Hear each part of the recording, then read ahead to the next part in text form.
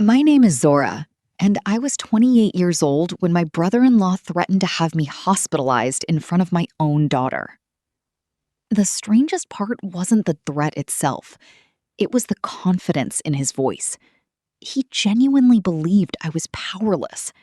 He believed I was just a tired young mother who had been pushed too far, a woman who had become emotional and unstable after losing her husband. He had no idea that before I became a mother, before I became a wife, I had spent years learning how to remain calm when everyone else was falling apart. He didn't know what I had done for a living. And most importantly, he didn't know that I had spent my entire adult life learning how to recognize a threat before it became dangerous. But that afternoon, I wasn't thinking about my past. I was thinking about my daughter. My 7-year-old daughter Lily was sitting at the dining table with a half-finished plate of macaroni in front of her. She had stopped eating several minutes earlier. Her little hands were folded tightly in her lap, and she kept looking from me to my brother-in-law Marcus, as if she was trying to understand why the adults in the room were suddenly speaking to each other like enemies. "You're coming with me," Marcus said. I stared at him. "Excuse me?" I said, "You're coming with me." Marcus stood near the kitchen doorway, his arms crossed over his chest. He was 36, broad. The next morning, I woke before sunrise. For a few seconds, I didn't remember where I was. Then I heard the soft sound of my daughter's breathing from the bedroom down the hall, and everything came back. Marcus. The threat. The recording. The altered insurance document. And the phone call I had made to Captain Reed.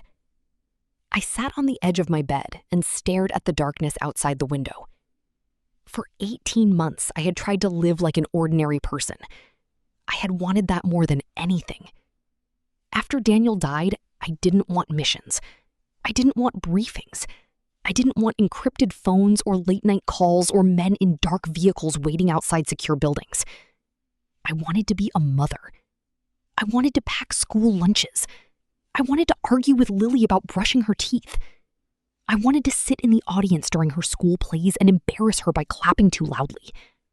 I wanted normal. That was why I had left special operations. At least, that was what I told myself. The truth was more complicated. I had left because Daniel had asked me to. Not directly. He had never been the kind of man who gave me orders. But 3 years before his death, he had looked at me across our kitchen table and said something I never forgot. "Zora, I love the person you are." I had smiled. That's a strange way to start a conversation. He hadn't smiled back. "But I don't want you to die doing something that isn't yours anymore." I remember staring at him. "You knew?" "I always knew there was more to your job." "How much?" "Enough." I had been angry at first, then scared, then strangely relieved. Daniel never asked me for details. He never wanted names. He never wanted stories. He only wanted one thing, a promise. The photograph stayed on the table between Ethan and me. Neither of us touched it. For several minutes, the cabin was completely silent. I kept staring at Daniel's face. It was him. There was no question. The same dark hair, the same slight smile, the same watch I had given him for our 5th anniversary. And standing beside him was Marcus, my brother-in-law. 6 days after the world had told me Daniel was dead. I felt like the floor beneath me had disappeared. "That's impossible," I whispered. Ethan didn't respond. I picked up the photograph again. Daniel died on March 17th. I know. I saw him. I know. I was at the hospital. I know. Then how was this picture taken on March 23rd? Ethan leaned against the table. "Maybe the date is wrong." I looked at him. "That's possible. But whoever left this wants you to believe something. That Daniel was alive? Maybe." I stared at the photograph. "No." Ethan raised an eyebrow. "No?" This isn't about making me believe Daniel survived. Then what is it? It's about making me question what happened. Ethan was silent. I placed the photograph back on the table. Someone wants me to start digging. Why? Because they know I will. You think it's a trap? I think everything is a trap until proven otherwise. Ethan gave me a tired smile. Some things never change. I ignored the comment. My phone was still in my hand. The last message remained on the screen. Ask your mother what Daniel told her the night before he died. I read it again. Then again. Something about the wording bothered me. Not what it said, what it implied. Whoever had sent it knew my mother. They knew Daniel had spoken to her. They knew something happened the night before his death. And they knew I didn't know about it. That meant the person behind the messages wasn't guessing. They had information. Real information. Call your mother, Ethan said. I looked at him. Now? Yes. It's almost midnight. That's why. I frowned. Marcus stood at the bottom of the stairs with a smile that I no longer trusted. Behind him, Ethan was silent. My mother was staring at me, as if she had just discovered that the daughter she thought she knew had never existed. And maybe, in some ways, she hadn't. For 18 months, I had worked very hard to become someone else. A mother. A widow. A woman who went to the grocery store in sweatpants and complained about school lunches. I had buried the old version of myself so deeply that sometimes I almost believed she was gone. But now, Marcus had dragged her back into the light. He had exposed the one secret I had spent years protecting. Not just from my family, from everyone. I looked at him. You think you know who I am? Marcus smiled. I know enough. No. I took one step forward. You know what someone told you. His smile disappeared slightly. What's that supposed to mean? It means you don't understand what you're dealing with. The road disappeared beneath the tires as I turned onto the narrow service lane. The vehicle behind us followed. I didn't need to look at the rearview mirror to know. I could hear the engine. It was getting closer. My mother gripped the door. Zora, what are you doing? Trying to lose them. Who are they? I don't know. Marcus sat in the back seat, breathing heavily. Keep driving. I glanced at him through the mirror. You don't get to give me instructions. I'm not trying to... Then stay quiet. He did. The road ahead became darker. There were no streetlights now. Only trees. An abandoned warehouse appeared on the right. I slowed down. The vehicle behind us slowed too. I smiled. Perfect. My mother looked at me. What? I turned sharply into the warehouse driveway. The vehicle behind us continued past. I switched off the headlights. The car rolled quietly into the darkness. Zora? Don't speak. We stopped behind the building. The vehicle that had followed us slowed. I watched through the rearview mirror. It continued down the road, then disappeared. I waited. 1 minute. 2. 3. Nothing.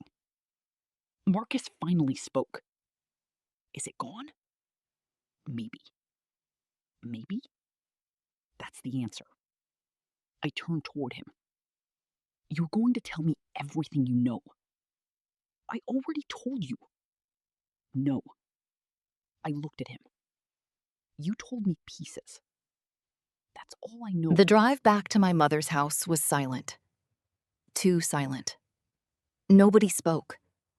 Not my mother. Not Marcus. Not Ethan. Not even Reed. The only sound was the engine and the steady rhythm of rain beginning to hit the windshield. I sat in the passenger seat of Reed's vehicle while he drove. My mother was beside me. Marcus sat in the back. Ethan followed behind us. I kept checking the mirrors. Every few seconds. I didn't trust anyone anymore. Not even the people who claimed they were trying to protect me. Especially them. Reed noticed. "You're checking for a tail." "Yes. We're clean." "How do you know?" "I don't." I looked at him. "Then don't say it." He nodded. "Fair." My mother looked at me. "Zora." "What?" "Who is David?" I stared through the windshield. "I don't know." "You said he was involved in Daniel's death." "Yes." "And he knows about you?" "Yes." "Why?" "I don't know." My mother looked frustrated. "Everyone keeps saying that." "I know." "Then how are we supposed to understand any of this?" I turned toward her. "You're not." She looked hurt. "That's not fair." "No." I took a breath. "But it's the truth." She waited. I continued. "People have been lying to us for years." "Who?" "I don't know." "Then what do you know?" I looked at her. "I know Daniel was murdered." She swallowed. "I know my old operation was compromised." I paused. "And I know someone has been trying to make me look mentally unstable." My mother nodded. "But why?" "Because they want me discredited." "Why?" "Because of something Daniel left behind." "The box." "Yes." "What's in it?" "I don't know." "Then why is it important?" "Because Reed says it contains evidence." My mother looked at me. "Evidence of what?" "Who ordered the operation that killed my team?" She went silent. Rain continued to fall. I looked out the window. I had spent 6 years trying not to remember. Now every forgotten detail was coming back. The smell of smoke. The sound of helicopters. The screaming. The mission. The target. The moment everything went wrong. I had always believed my team died because the enemy had discovered our position. But what if that wasn't true? What if someone had given them our location? What if we had been sent there to die? I closed my eyes. A memory appeared. A voice. A board. Then another voice. "No. Sir, we've been compromised. Continue the mission." I opened my eyes. My heart was pounding. Reed glanced at me. "What?" "I remember something." "What?" "Someone knew." "Who?" "During the mission." "Who knew?" I kept driving. I didn't call Ethan. I didn't confront him. I didn't even let him know I had seen the photograph. Because if there was one thing my years in special operations had taught me, it was this. Never confront someone until you know what they are capable of doing when cornered. The photograph remained open on my phone. Lily, Captain Hall, and Ethan, standing behind them. The image was clear enough that there was no mistake. Ethan had been there. But I couldn't understand how. The photograph looked recent. Lily was wearing the blue jacket I had bought her last winter. The same jacket she had worn that morning. The same jacket she had supposedly worn to school. Except she wasn't at school. She was with Hall. And Ethan had been standing behind them. I looked at the rearview mirror. Ethan's vehicle was still following me. My mother was sitting beside me. She was crying silently. Reed was driving behind Ethan. Marcus was in the vehicle with Reed. I had 3 vehicles, 4 people. And I had no idea who I could trust. I couldn't move. For several seconds, I simply stared at my phone. Daniel's voice was still playing inside my head. Don't trust anyone. The words repeated over and over. I looked at Ethan. He was sitting on the ground, one hand pressed against his injured shoulder. His face had gone completely pale. "Zora?" he said quietly. I didn't answer. "Who was it?" I looked at him. "Daniel." Ethan's expression changed. "What?" "That was Daniel." "No." I heard his voice. "Zora?" I know his voice. Maybe someone recorded him. That wasn't a recording. How do you know? Because he said my name. Ethan stared at me. Anyone could say your name. No. I shook my head. He said it the way he used to.